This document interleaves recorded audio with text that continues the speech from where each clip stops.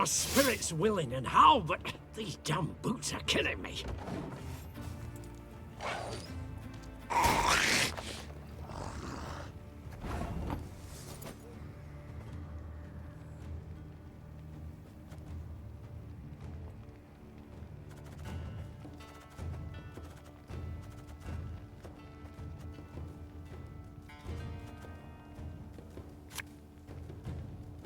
This could hurt.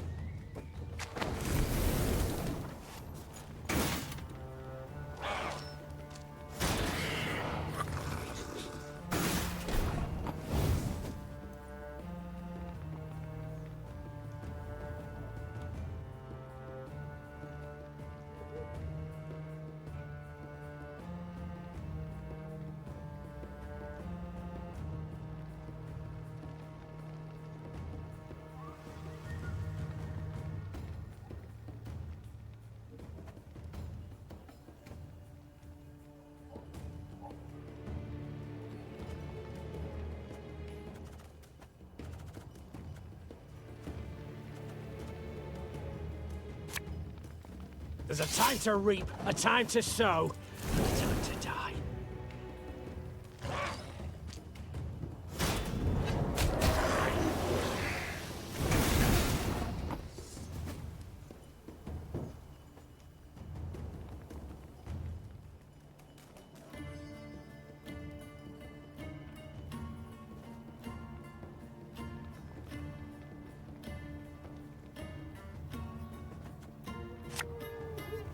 Watch your heads!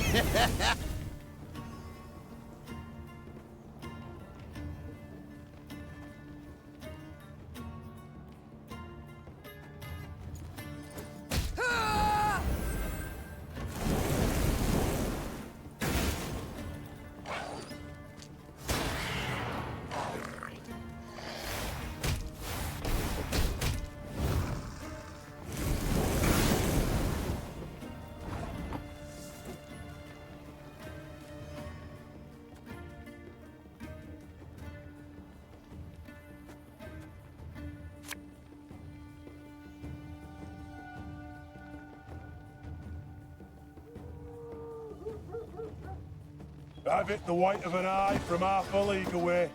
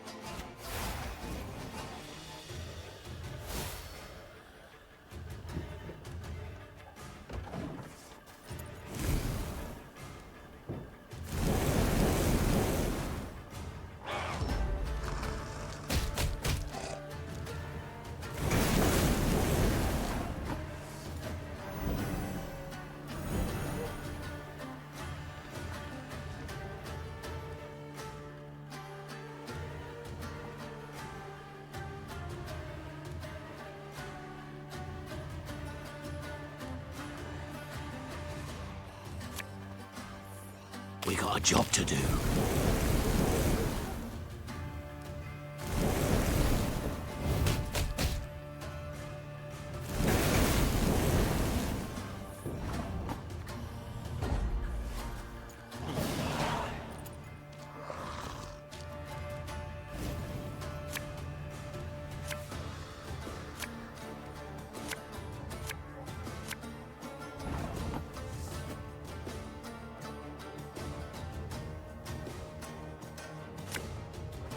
Aye.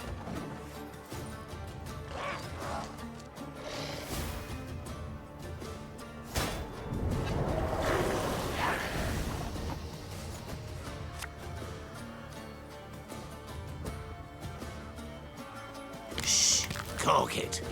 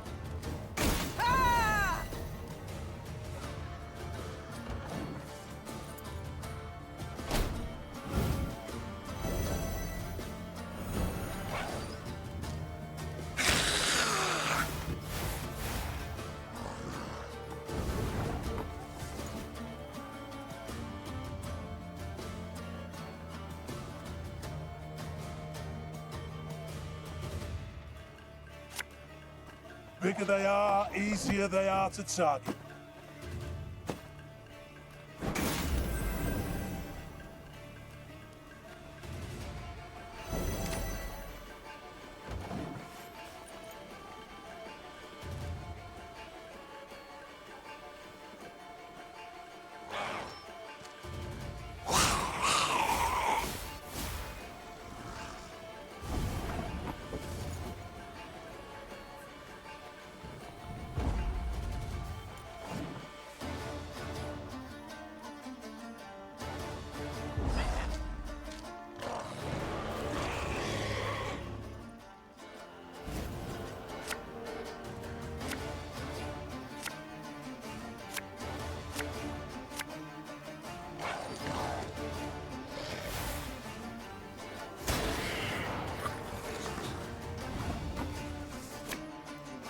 Left, right, left, right.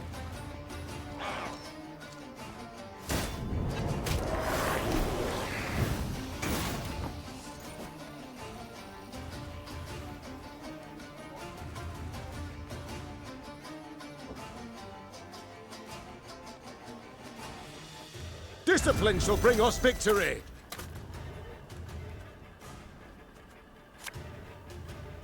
I'll fight to my last breath. Ah, should have listened to me old lady.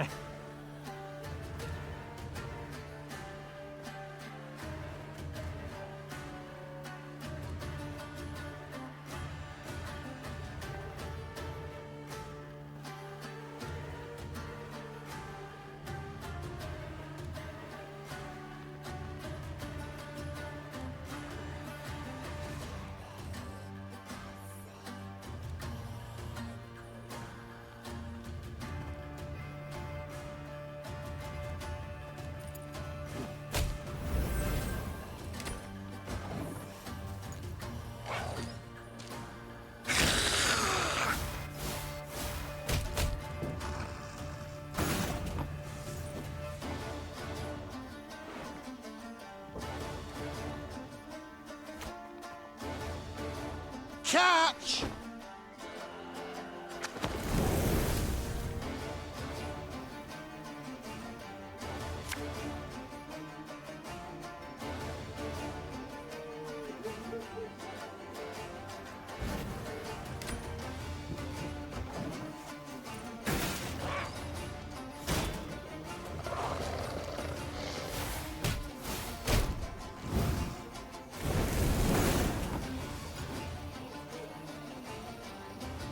Company! Forward march! Again and again and again. Thing about slings, they hide well.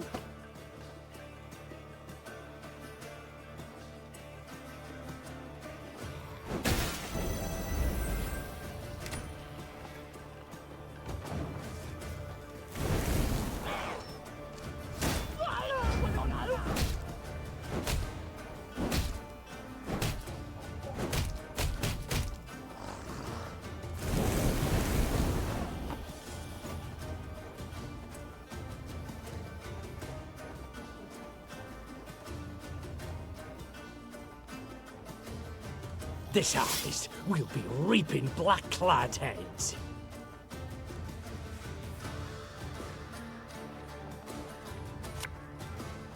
And just when you thought things were about to get dull.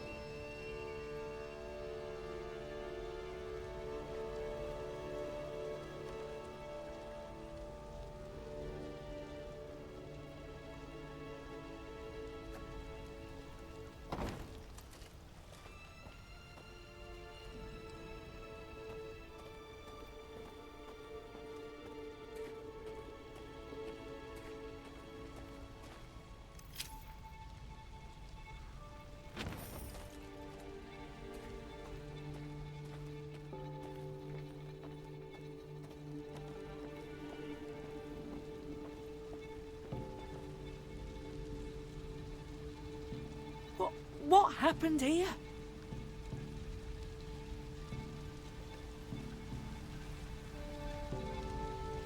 Sadly, it was Rayla who met with surprise. 100-yard gap gaped in the unbreachable walls of Rosberg. The fortress itself was aflame, spewing black smoke into the sky. I don't... How? It can't be! There was no time to consider her question, for Nilfgaardian scouts had spotted Meave's company. The Queen knew battle was inevitable, so she gave the signal to form a defensive line, then drew her blade.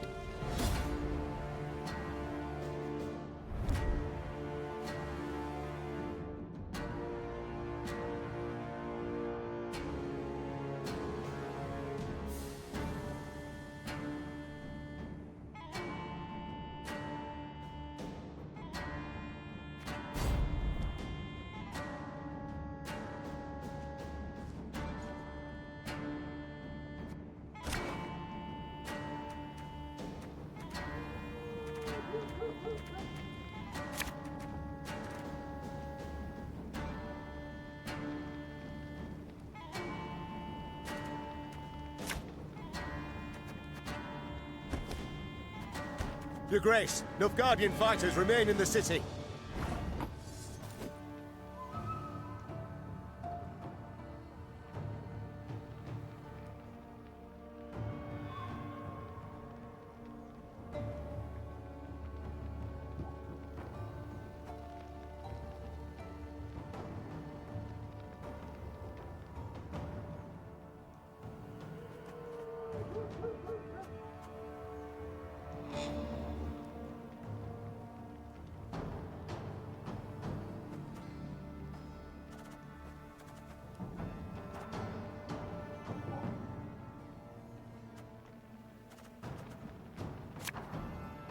This could hurt.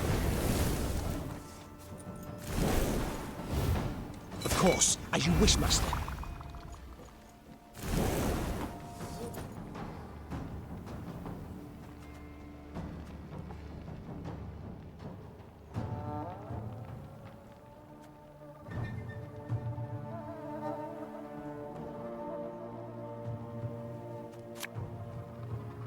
As you command. Off to the front yet again. Bloody Horsens. They'll pay for this.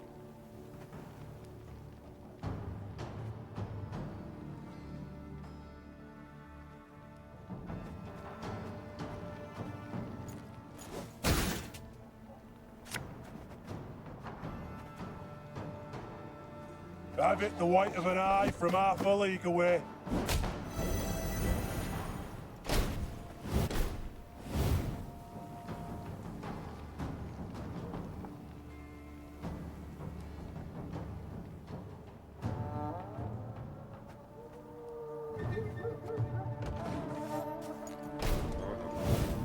Quiet, or the Commissar will hear.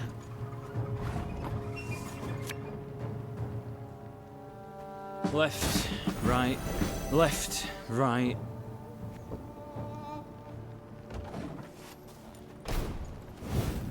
Brach! Scheiß! In! Zwei!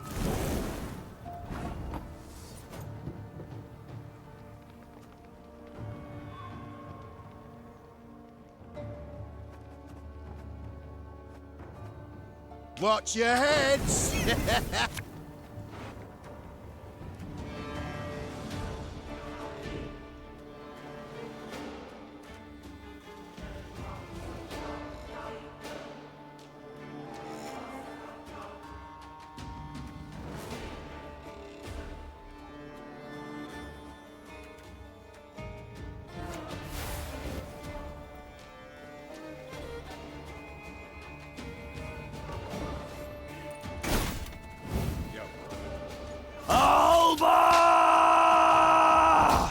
I refuse to believe it. The king could not have died here.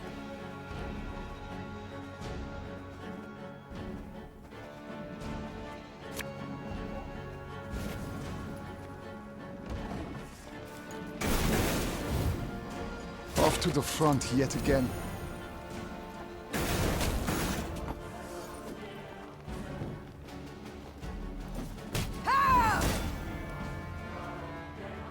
Bigger they are, easier they are to target.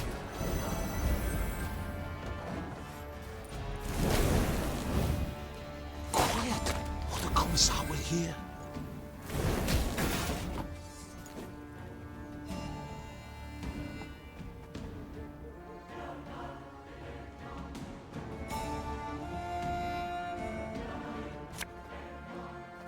Shh!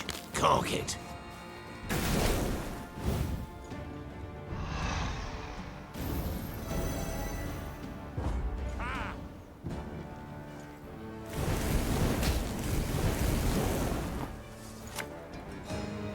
Quick and painful this'll be.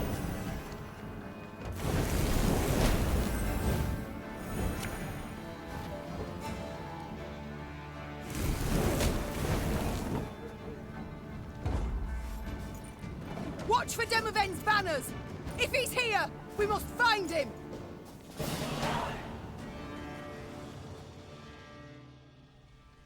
The Lyrians met one note of luck in this song of woe.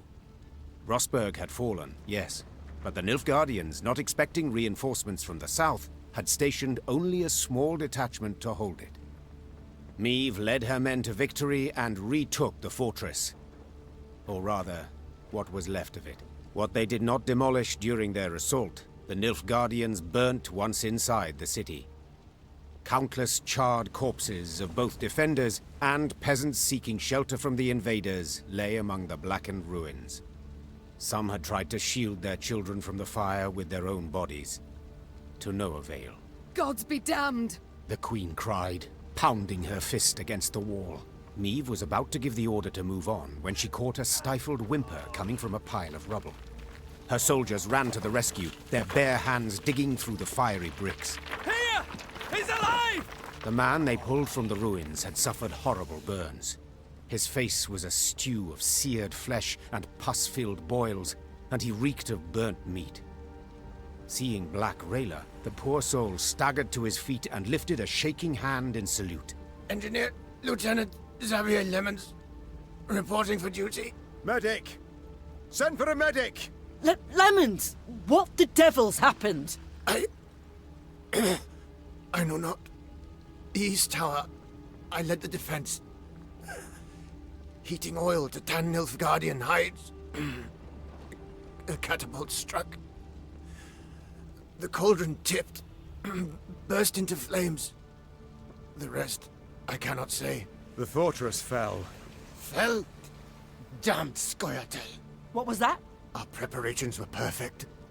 A month, 2 we could have lasted, but traitors were among us.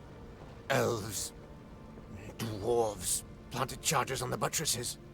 An explosion shook the tower, a hole gaped in the wall. Our men threw themselves in, filling the breach. Vermin, filthy, rotten vermin. I know you suffer, soldier, but Queen Meve wishes to meet with your sovereign, Demavend. We must know what's become of him. Gone, luckily. He oversaw the preparations, then returned to Aldersburg.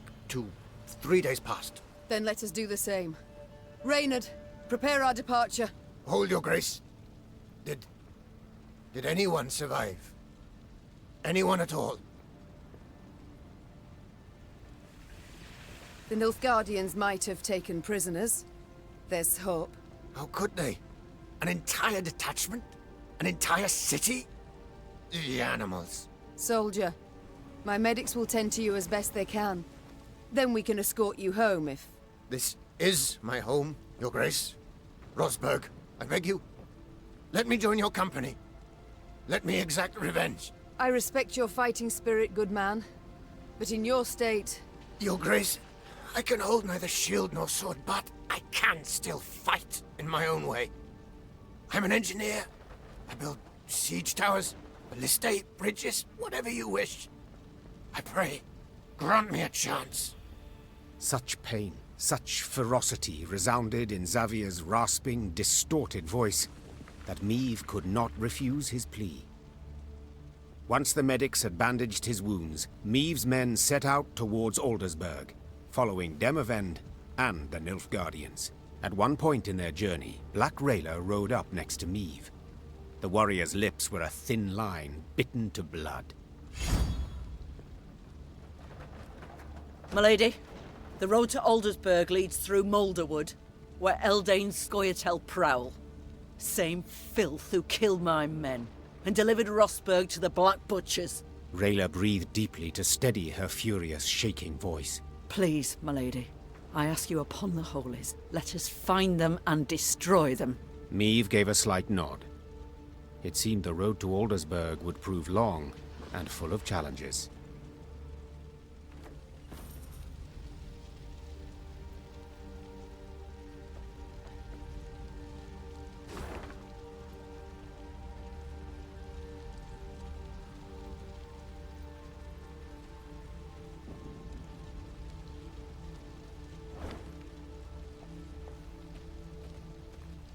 A pity Willem is not with us. Were he to see what lies before our eyes, caught a whiff of the burnt bodies, perhaps he would see with whom he now consorts, whom he allowed in our home with nary a fight. If it be your majesty's wish, I shall send a rider to the prince with her. I wish nothing of the sort. I will not correspond with the enemy.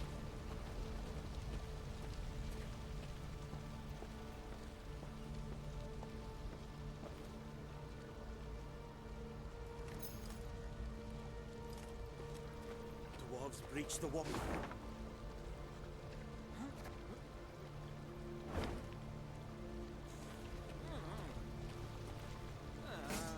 Dwarves breach the walls, ploughing traitors.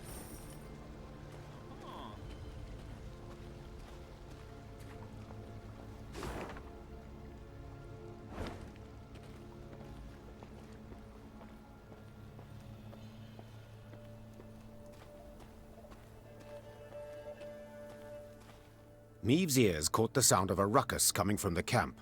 Feet! Inglet! A pox upon you all! It was her quartermaster hurling oaths at the peasants she had freed from the Nilfgaardian slave convoy.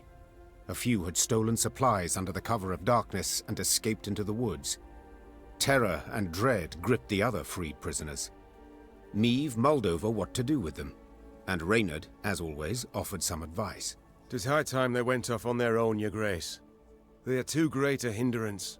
They slow our march, divert our soldiers from more important tasks. And now this. Gascon was listening to their conversation. Meve shot him a questioning look. I opposed taking them in. So, for consistency, I now oppose forcing them to leave.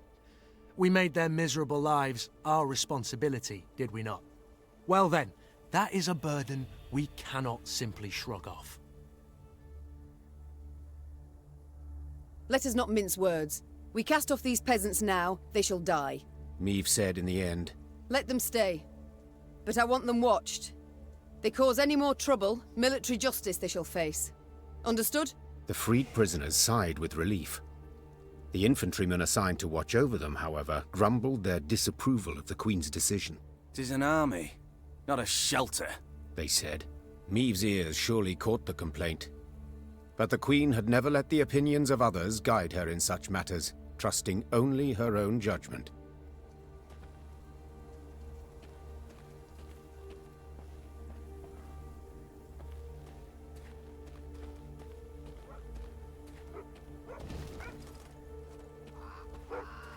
Not liking the looks of this, Gascon said, furrowing his brow. Meve followed his gaze. Before them, beside the road, stood a hut with a scorched thatch roof. Why? Huts abandoned, yet dried fruit and mushrooms hang from the eaves. Famine raging all around and no one's been tempted. I'd send a scout if I were you. The Queen did as Gascon suggested, and sent 3 infantrymen to reconnoiter. They entered the hut and found only silence, that was soon broken by a blood-curdling growl. The soldiers ran out at full speed, tripping over their own legs. Meve drew her sword, convinced a horde of neckers or ghouls would soon attack. But her fears proved unfounded. Instead of monsters, out of the hut came a shaggy dog, a torn scrap of fabric clutched in its teeth. "Milady," one of the soldiers began, his face red with embarrassment and his hands covering a hole in his breeches. "was dark as a well inside, and that hound, it jumped out at us, all of a sudden biting it and snapping." Bad boy, Gascon said with a smile. then pulled a hunk of dried sausage from his bag. Bought by this generous offering, the dog calmed down at once. Further examination showed the dog was the hut's only resident. Like many others in Aedirn, its owners had disappeared without a trace. Their loyal mutt still guarded the premises, waiting for his master's return. Let's take him with us. Gascon said. Otherwise, he'll die here, of his own hunger or someone else's. A watchful sentry like this could prove useful in our camp. Said the Queen. Fine. He can join. But he shall need a name. How about Reynard? Proposed Gascon, a cheeky grin smeared across his face. That way, he'll come when you call, sit on command, and always be a heel. Always heel, that is. Watch your words, said Reynard, hand tightly gripping the hilt of his sword. or you'll learn I'm not at all as tame as you believe. Enough, both of you. That's an order. As for you... The Queen took a good look at the dog, who still had a scrap of fabric in his teeth. Since it seems you've a taste for the cloth of the nether regions, I dub you... Knickers. Will that do? The dog wagged its tail vigorously, as if thoroughly pleased with its new name. Neve's company marched off, a furry new recruit richer.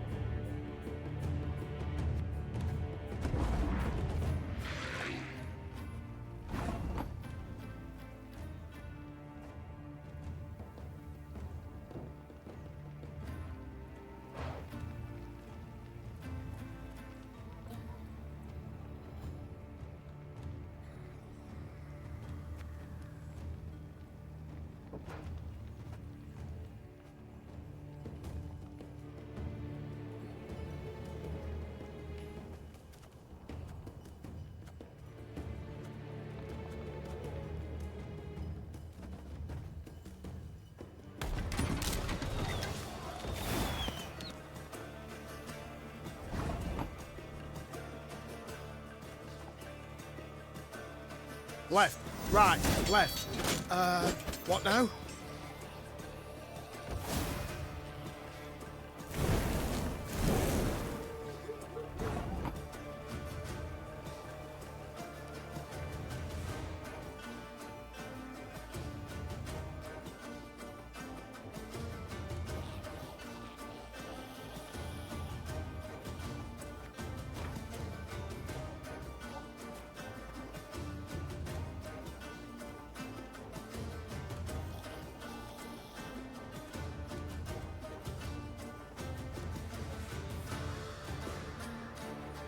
Watch your heads!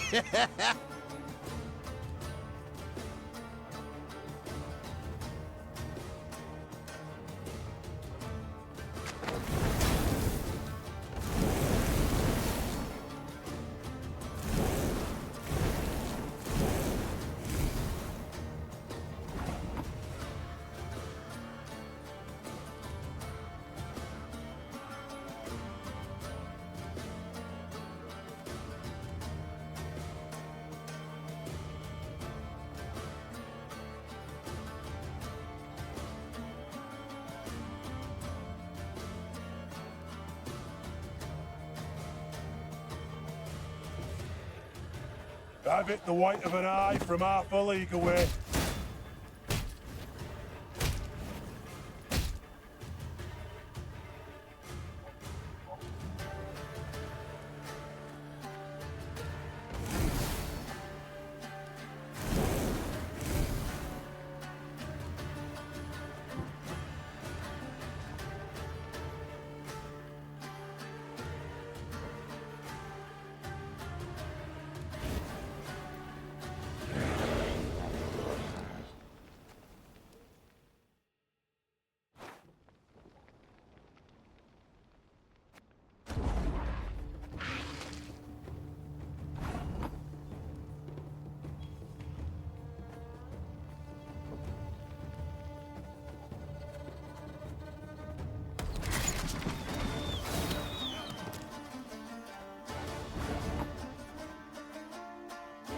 Of course I'll manage.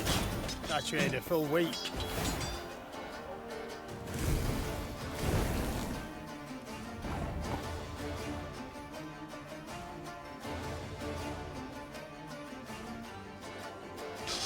I smell a leak.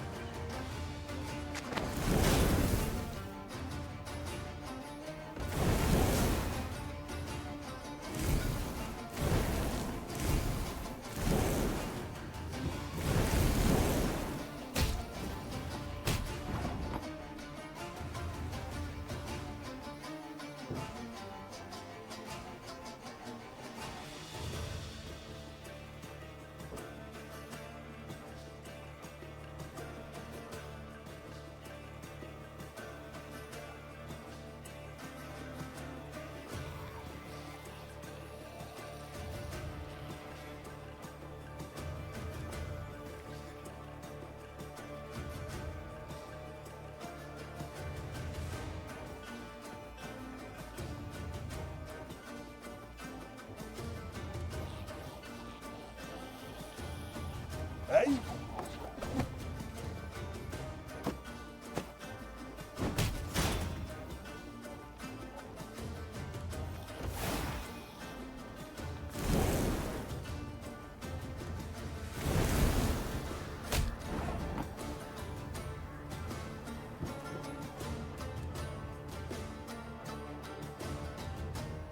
Pissing in the moat? Oh, you're dead.